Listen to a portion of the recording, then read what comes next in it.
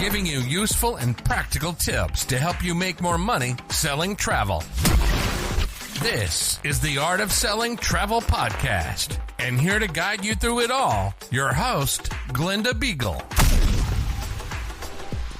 Well, hello, and welcome back to another episode of the Art of Selling Travel Podcast.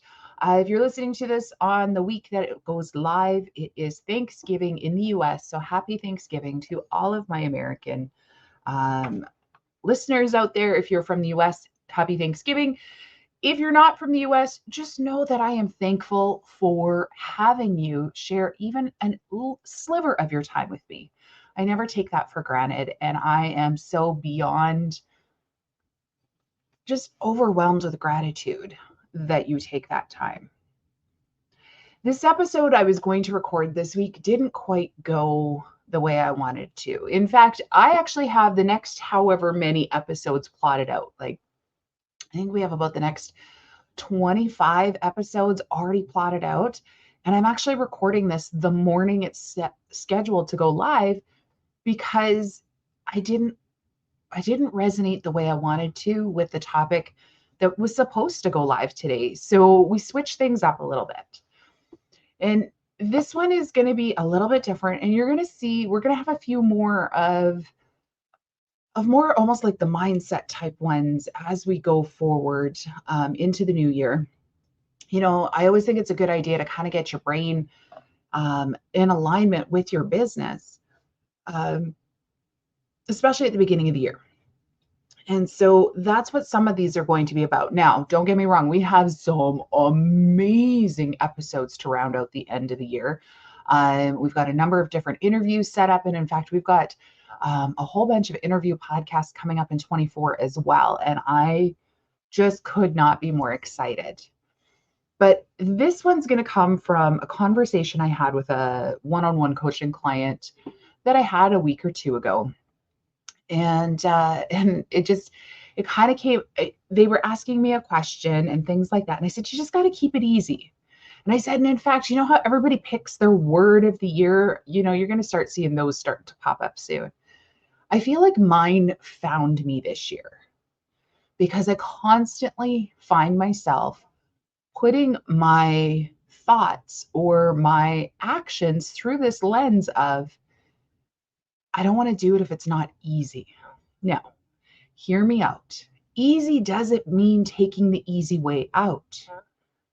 I almost feel like saying, I want to do what's easy is for the first time giving myself permission to not just have to do everything that makes everybody else happy.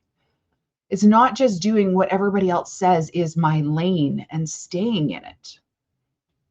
Whether we're talking about family functions, you know, not to go down a dark hole, but our family has suffered a lot of loss in this past year. Obviously, everybody's family is faced with loss at some point or another. We just happen to be in a cycle where ours is feeling like it's getting a little more than its share, if I could say it that way. But so when it comes time to gather together into the midst of dysfunctions and things like that, it's choosing not to deliberately enter a zone of conflict. And it's choosing to create this boundary whereby I have the permission to just let it be easy. You know, whether you've got a dysfunctional family or not, the holiday season can be stressful. Whether you're running to this Christmas party, going to that family function, going to this Christmas concert, this, you know, you're getting pulled in 1,000 different directions. I hear it from everybody. No matter what it is, there is some sort of holiday function for almost everybody that's out there, some form of an expectation on you. So what if this year you had the permission to just let it be easy? You know, that's how we're deciding when we go where. If the idea of going to certain places fills with like an immense amount of anxiety and stress and just not worth it, I'm not going to do it. And it's not that it's chickening out or taking the easy way out. It is understanding the need to preserve myself, my husband, our children. My children are adults, but just the same.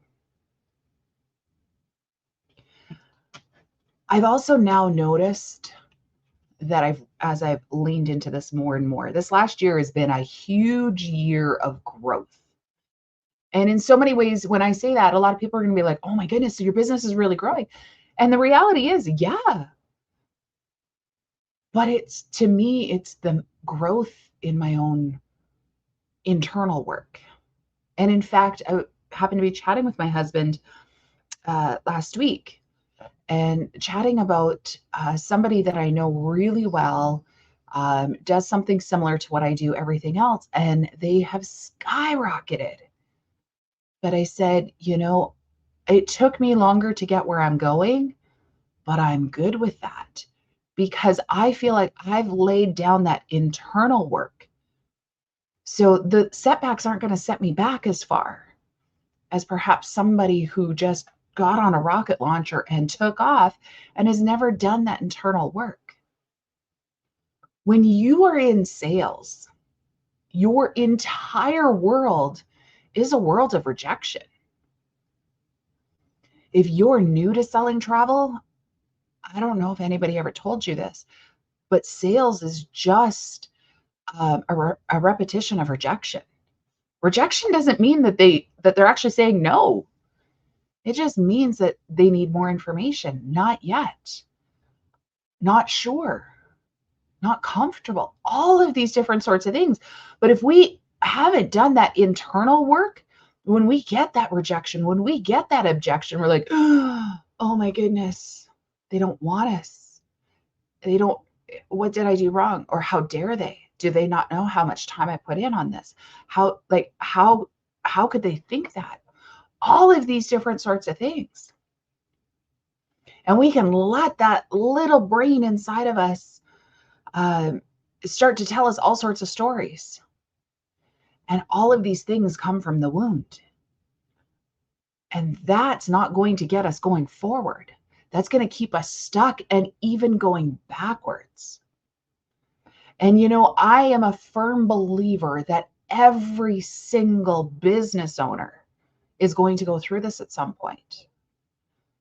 I was fortunate in that I went through it. Well, I went through it for this business early on. With the last business, I didn't do the internal work. I didn't do the listening to myself until it was too late. And I was burnt the freak out. When we don't look after ourselves, we can't look after our business. Like full out. If you don't look after you, your business doesn't matter because you're not going to be there for it. You're not going to be able to recover. And growing up, what was that phrase? Sticks and stones may break my bones, but words will never hurt me. Yeah, that's a good thing to say, but I hate to break it to you. There's a lot of people who are deeply harmed by words. There is a lot of trolls on the internet. There's a lot of negative Nellies out there, or whatever you want to call them. But when those negative people come at us, we have to have the groundwork to work through that. We have to be in a position where we can handle that. And sometimes that means saying no to some clients. Sometimes that's where, when you're in the consultation and they are micromanaging the way you do your consultation, well, let me just assure you, they're going to micromanage the way you do everything. You're entering into a long-term relationship with some of these people. Because if we're in November of 2023, you could be selling them a river cruise in the summer of 2025 at this point. that means you are going to be working with them for at least 18 months. Would you put up with a significant other treating you the way some of your clients want to treat you? No. And yet we tamp down that feeling that's in our gut that says, but I need to make this sale. It's okay. I can put up with anything. It's okay. I know it's going to be hard, but I can put up with it. I want you to choose your easy and choose your hard. Don't get me wrong. There's a lot of things I do that are hard AF in my business, but they don't wear me down. They're just hard in the moment because it's working on new tech. It's trying to come up with the right thing to say, the right thing to write. I just said I'm recording this the morning it goes live. Do you know what that means? It means that before it can go live, I still got to write some show notes. I'm going to have to get the email done today. I am fully booked up with appointments today, and somehow I'm going to get this all in here. Why? Because I know that consistency is easier than starting over. Huh. Isn't that a funny one? What seemed hard in the moment, all of these things, when I take that step back and I look at it, I'm not taking the easy way out. The easy way out is to say, no, this doesn't need to go out today. It's hard in the moment to go, oh my goodness, I got to get this done. I can't just rush through it because people want to hear from me. And I genuinely believe this is a story that needs to be told. So is it going to make my day more difficult? Yes, it is. But is it important? Absolutely. But to me, the most important element of it is the fact that it is easier to stay consistent for me than it is to start and to stop and have to start over. It's easier to stay consistent on your marketing. It's easier to stay consistent when you have a sales framework. It's easier to stay consistent when you know where your next client's coming from. It's so much harder when you're working through the feast and the famine. It's so much harder when you're comparing yourself to somebody else. It's so much harder when you're comparing your reality to somebody else's I don't even know what the word is. But what's other people are showing you on their social media is not their reality. I get it.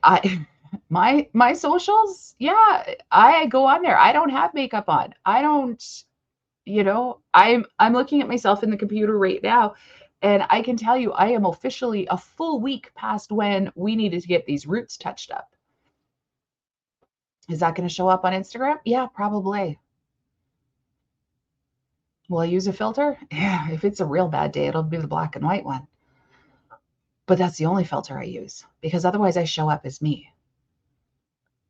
But even at that, I don't take you on everything because one, you don't really care. I lead a pretty boring life as a whole. But the other thing is you don't need to necessarily see all of my hard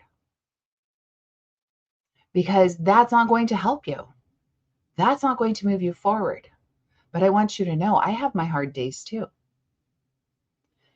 The ways that I have really leaned into making it easy this year is setting up what are my non-negotiables. And it's funny, I couldn't even tell you what my quote unquote word of the year was that I chose back in January. Yeah, I have no idea. This one legit just found me all on its own. And it's not even that I've chosen it as quote unquote that word of the year. It's just something I have adapted and adopted as my current way of life. To me, what makes things easy is by being consistent because I know that I don't want to let myself down. And I will keep doing something that I've been consistent at. This podcast is actually a prime example. It's been going for 2 years, but it's only been about the last 5, maybe 6 months that we've consistently set an episode out every single week. For a while there, we would do 3 to maybe 6 episodes and then take like a 6-month break.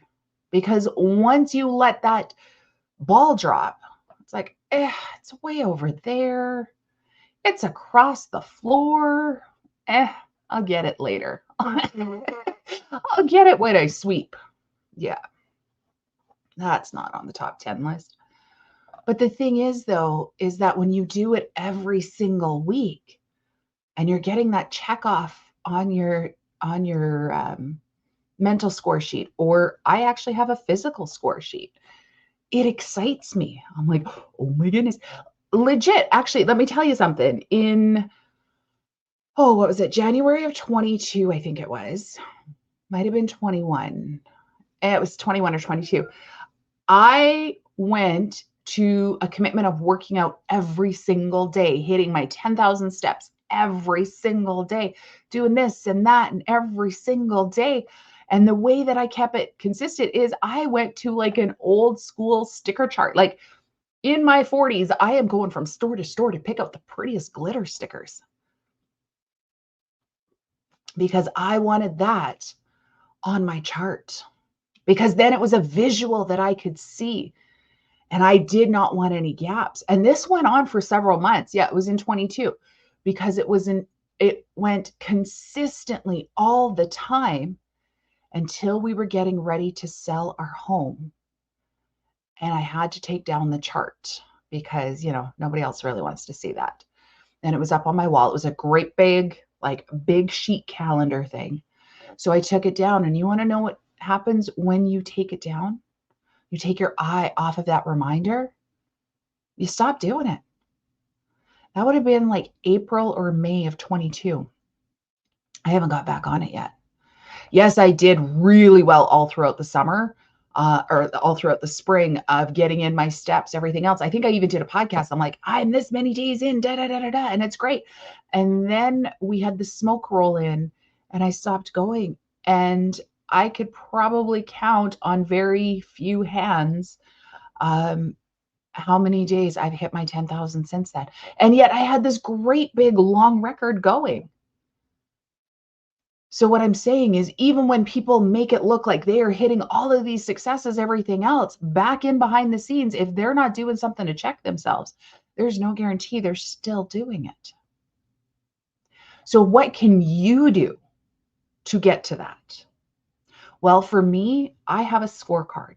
And I know I've talked about this on past episodes, but every week I'm still doing it. And I love this. I actually found my one that I started in 22, and I only did it for about 7 weeks. And I am kicking myself for not keeping it up. But you can't live with regret. You just got to move on. But I was looking at it and I was showing a friend of mine. I said, you know what? Back then, I would get like 2 downloads this week, 4 downloads that week, 2 downloads that week. Oh, I got none that week. And then I get like 27 downloads. And I remember being so excited. We got 27 downloads in a week. And now we're hitting over 600 in a week. Now, I am doing a happy dance. I am celebrating the crap out of the fact that you are here and you are sharing your time with me. I love that you're doing that. And in return, I want to provide you with incredible value for the time that you're investing. But here's the deal. If I didn't track it, if I didn't know where my numbers were, I could be like, oh, I'm only getting 600. This one's getting 3,000. Heck, that one gets 35,000. Ed Milet, what does he get? Like $1 million a week? Like, this is ridiculous. This is all I'm getting. And we can beat ourselves up and we can make things very difficult for ourselves. I actually said to a friend of mine, I said, I am thrilled my business on the coaching side took this long to come to fruition. One, I could not bring myself to charge travel advisors in the midst of COVID. That just was not in alignment with what with my own personal world, which seems really ironic for somebody in sales, but it just was not something I could stomach. Sometimes that's a problem when you are too close to your audience. When you know your audience too well, you start to let your own personal feelings come into play. Some of you might be thinking that about service fees. But it took me a while. It took me a while to get here. And I said to her, I am so ridiculously happy that it's gone this way. Now, if you would have asked me last year, I would have been frustrated AF. But now that we're coming out the other side, I am so freaking happy because it let me get fully seated into who I am, what I want to serve, how I want to serve, who I want to serve, the way that I want to, what is going to make me unique from everybody else. And also to have an overwhelming amount of gratitude. I just told you in 22, I was getting 2 to 4, sometimes 6, and on an amazing week, 27 downloads. If I came out of the gate getting 500 and 550 downloads, when I hit 600, do you think I would be excited? No. Does it change my business from like the actual, whether I started that way or started here? No. But what it does is it reminds me to stay humble. And I think that's such an important part of the process too. You have to understand that when your clients are choosing you, they chose you. And part of the world of making life easy, making business easy, is know that when they choose you, that you're the same person all the way through. I have advisors that come to me and they're like, I'm struggling with my sales. If I can just get them on a call, then we're fine. Or I get lots of inquiries, but when it comes time to have the conversation, I lose them during the conversation. So then we check it out, and lo and behold, their marketing and who they are don't match. If you're somebody who smiles all the time and you have this energy about you, make sure you show that when you're putting out your marketing. Make sure that's on your website. Make sure that's on your socials. Make sure that's everywhere you are. Because that's how people know you. That's how people want to do business with you. When you are you from beginning to end, it makes it easier. I'm working on another project for 24. It might be 25 before it's out. Okay, yeah, it's a book. I've always had a dream of writing a book. And I took a class on the weekend. And in that class, we talked about the comments that I get back from people just like you who are listening, who tell me what their favorite parts of the episode are, who tell me the things that they love the most about learning from me and this, that, the other. And when I told her, she's like, oh my goodness, that's an amazing title for the book. And with that, it came out the entire format of how we're going to write it. How it is that we're going to infuse all of me into it. Because if you're trying to do something a certain way, because that's the way experts tell you it needs to be, or that's the way it looks like on everybody else's, I don't know about you, but I can't compete with what is essentially a swimwear model on their social media talking about amazing, elegant vacations all around the world as they go into the slow-mo walking in and out of the swimming pool. I can't compete with that. I could try it, but nobody's going to want to see that. I promise you.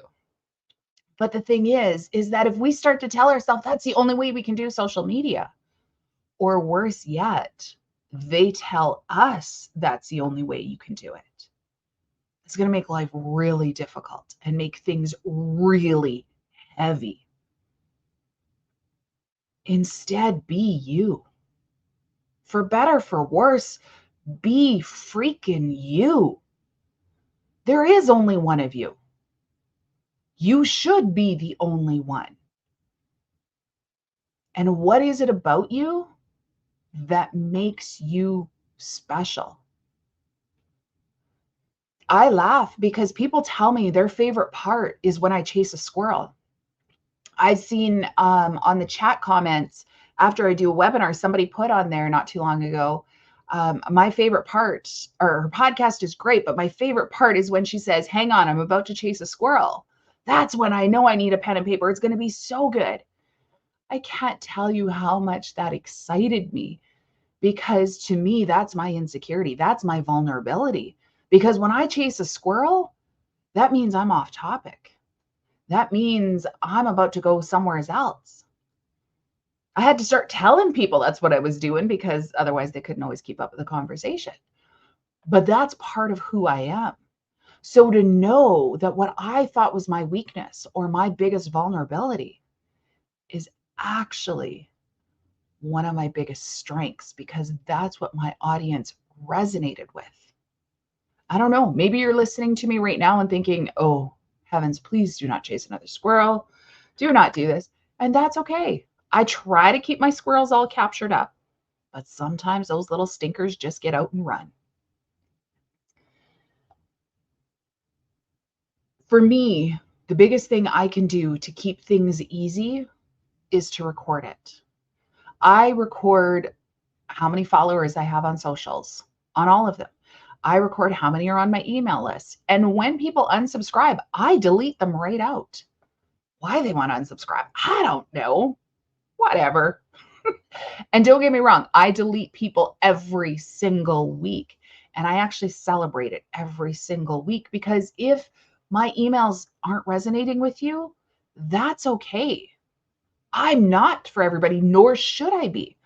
In fact, I was listening to something the other day. Here's a squirrel for you. I was listening to something the other day, and it was done back in 2017. And I believe it's totally holds true to today. And she said, you should be repelling as many people as you're attracting with your marketing. I'm like, yes. Your emails should attract as many as it repels, or repels as many as it attracts. And so when people unsubscribe, I don't take it personal. But if I hadn't done that internal work, what would I be thinking? Oh my goodness, what did I do wrong? Why don't they like me? What was it? Oh, I should stop sending emails. Well, just because I get, I don't know, 5 unsubscribes a week, that doesn't make up for the extra 50 to 100 that I'm adding every week. Should I be listening to the 10% or the 5% or whatever it is? It's actually less than 1% of my whole list. But should I be listening to the less than 1%, or should I be listening to the more than 99%? Making it easier means listening to the more than 99%, not the less than 1%. Listening to that less than 1% makes the world feel heavy. Being in the travel industry, having to keep up on the latest news and politics and war and everything else, the world is freaking heavy enough. Do yourself a favor. Let business be easy. Know that there's going to be moments of difficult. This is not a free pass to be like, nope, that's hard, I'm not doing it. No, it's a matter of checking yourself and saying, okay, does this have to feel heavy? Does it have to feel hard? What can I do to get around that? What can I do to get through that? Being easy, having life be easy, having life feel easy is a choice. And as I said, we're in a season of things that are very heavy. You're never going to get fully away from that. This is not one of those frou-frou ones where it's like, no, everything can be easy. You can just choose it. No, I get it. There's going to be times it's not easy. I was with my grief counselor yesterday, my therapist, and we talked about the fact that I'm choosing for things to be easy. And she said, well, let's talk about the things that are hard. And I said, no, that's not easy. So we talked about the things that are hard. You know, it is a choice to not put yourself in certain situations. But we got to ask ourselves, why are we avoiding that situation? Is it because it makes us uncomfortable, or is it because it's unnecessary? I get it. Having to talk with a client on the phone, having to deliver bad news, having to actually ask for the sale for a lot of people is not easy, but it's necessary. What does make it easy is getting it done with, not putting it off and letting it sit there like this heavy weight of, oh, I'm going to have to call them. Oh, I'll just do it tomorrow. No, I'll just do it the next day. Procrastination makes life hard and heavy. Okay. We're going to leave that one there. I want to know your thoughts on this. As I said, as we round out the rest of 23 and we start working towards 24, we have an amazing lineup of episodes. And I can't wait for you to be able to experience them. Before I run here, I do want to remind you that with the new show format coming in 24, where we're going to 2 shows a week, the second show on Fridays is where you get to call in and you get to ask your questions. We are going to start off with pre-production. Actually, next week, we're going to start pre-recording some of those call-ins. We're scheduling call-in days, and we're just doing it so that we can get a format for it. Will we go to completely live? I would love to, but in the world of making things easier, it's allowing us to do this in advance so that we can have a little bit more freedom in our schedules, so that we're not tied to having to be live on certain days every single week and things like that. I love doing the lives in the Facebook group. Definitely come join me there. But I do have a little bit more freedom in that if we are traveling or doing something, we're just not going to have one that week. But once these second episodes start rolling each week, we're going to have them go every week. And I'm super, super excited for them. And we want to make sure that we're getting your questions. So if you're struggling with anything, whether it is, I don't know how to get people to actually agree to a consultation, I'm struggling with this when I put it out there, I'm seeing a lot of them on fees. A lot of questions have come in about fees and things like that, even in the Facebook group. Actually, to the point, I'm going to be moving up the release of the updated version of our fees program. So that's going to be probably within the next week or so here. Going to be moving that up to release it with the fully on-demand option. Until next time, happy selling, and we will see you on the other side.